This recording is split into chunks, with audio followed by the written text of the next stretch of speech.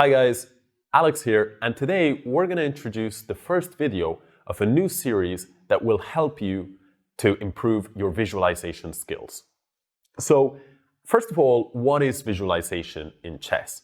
Visualization is the ability to picture a position in your mind, to hold that position in memory, and to imagine how the pieces can move without actually moving them over a board. One of the biggest mistakes that I see aspiring chess players make is that they don't practice their visualization skills anywhere near enough. When they go to a chess tournament and they play a game, they sit at the board all the time, and they're of course unable to move the pieces, so they must try and picture in their mind all the different variations. However, when they get home and they analyze games of theirs, or they analyze games of others, or they solve tactical puzzles, they are constantly moving the pieces whenever they can. So, in order to improve your visualization, you should practice holding the position in your mind and developing your chess imagination. Today, we will show you one technique in which you can do this. In this series, eventually we will show you a variety of different techniques to constantly work on your visualization. For now, the technique that I will show is a very simple one. It involves playing over games, master level games, in this case, a game played with the white pieces by former world champion Anatoly Karpov. And what it involves is I will read out the first 3 moves from either side, but rather than playing out the moves one by one, I will instead only play out the moves in the position after 3 moves have been played by each side. And the challenge of this exercise is that you must try and imagine the position, follow along with your mind's eye, and only afterwards will I show the position. Now, the beauty of this exercise is that you can progressively increase it. Today, we start with 3 moves each side. In the future, we will show 4 moves each side. You can then increase that to 5 moves each side, 6 moves each side. Eventually, strong grandmasters, they're able to hold the position in their mind from the very start of the game to the very end. Let's, for today, start with just 3 moves each. Now, what we're going to do as we start is we're going to look at the board. We're going to look at the board, and I want you to try and focus on the moves that I say and hold that position, follow along and hold it in your mind. Pawn to d4, pawn to d5, knight to c3,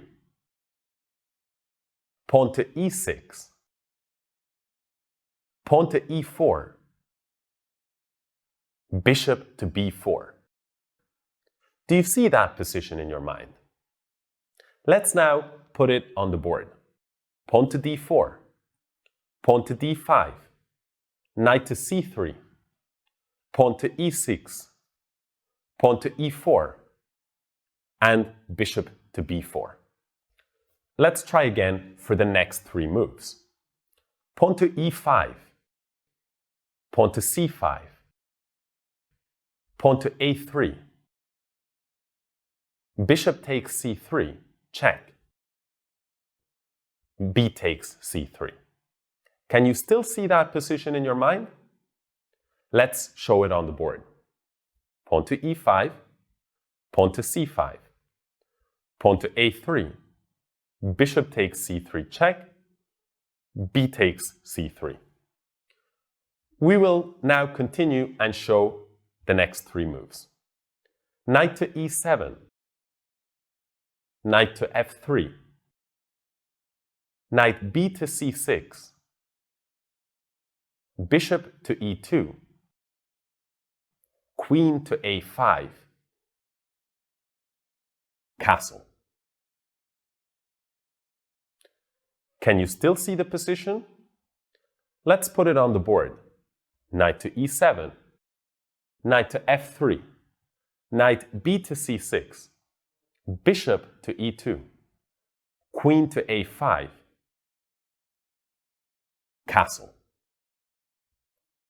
Did the position that appeared in your mind, was it identical to the position that now appears over the board, or was it a little bit blurry?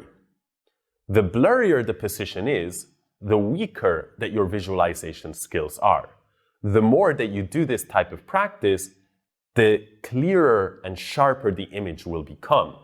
And remember, in chess, whenever you're playing chess, you're not allowed to move the pieces when you're looking at all of these variations. So visualization is absolutely at the heart of being a strong chess player. Let's continue for the remainder of the game. Black now played queen takes c3. This was a blunder. After the following moves, bishop d2, queen to b2, rook to b1, queen takes a3, rook to b3, and queen to a2. Do you see that black's position is problematic? Let's take a look and put it on the board. Queen takes c3, bishop d2, queen to b2, rook to b1, queen takes a3, rook to b3, and queen to a2. The problem for black in this position is that although he has grabbed a couple of pawns, the black queen is in trouble. Let's follow along for the next three moves. Queen to c1, knight to f5, rook to a3, knight f takes d4, bishop to d3, knight takes f3, check. Let's show it on the board. Queen to c1, knight to f5, rook to a3, knight f takes d4, bishop to d3,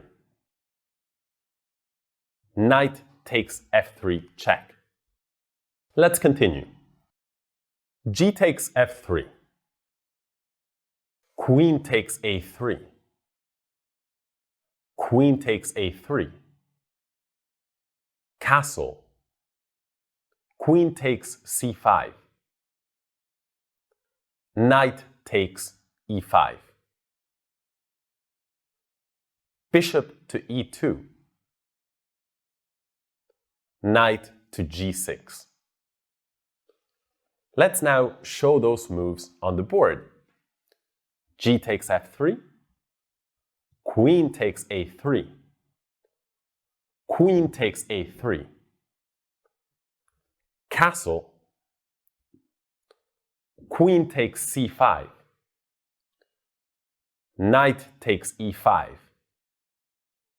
bishop to e2, knight to g6. Have you been able to follow along the whole game? Let's continue. Queen to c7, pawn to f6, bishop to b4, rook to f7, queen to d8 check, knight to f8, and here I will show one final move, because with that final move, black resigned. White played bishop to b5. Can you picture the position in your mind? Let's now show it on the board. Queen to c7, pawn to f6, bishop to b4, rook to f7, queen to d8 check, knight to f8, and after the move bishop to b5, black resigned.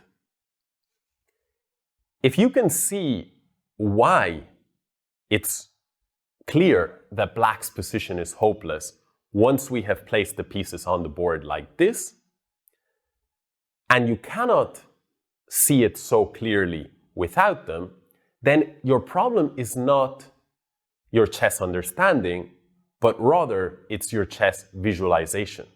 The position remains the same, but the reason why in one case you see things clearly and in the other you don't is because the position, when you try and hold it in your imagination, in your mind's eye, is blurry. And that means your visualization skills are not as developed as those of stronger players, and that's not to speak of professional players. The world's best players, players like Magnus Carlsen, are famous for being able to give simultaneous exhibitions where they play against 10, 20, or even more opponents at the same time, wearing a blindfold around their head. That means that their visualization skills are so highly developed that they're able to hold all of these different positions in memory from the very beginning of a game to the very end, all of them at the same time. Can you imagine trying to compete with these players over the board when, if you think about it, chess, tournament chess, is nothing more than constantly looking into the future and into different variations. Visualization lies at the heart of what it is to be a good chess player, and so we must work on this skill systematically. This has been an introductory video and the first video of this series. We will progressively make more challenging exercises, and if you found this exercise difficult, don't dismay. With practice, we can build up these skills, and one day, hopefully, you will find following a game 3 moves in advance is a walk in the park. So that's it from me, and I will see you in a future video.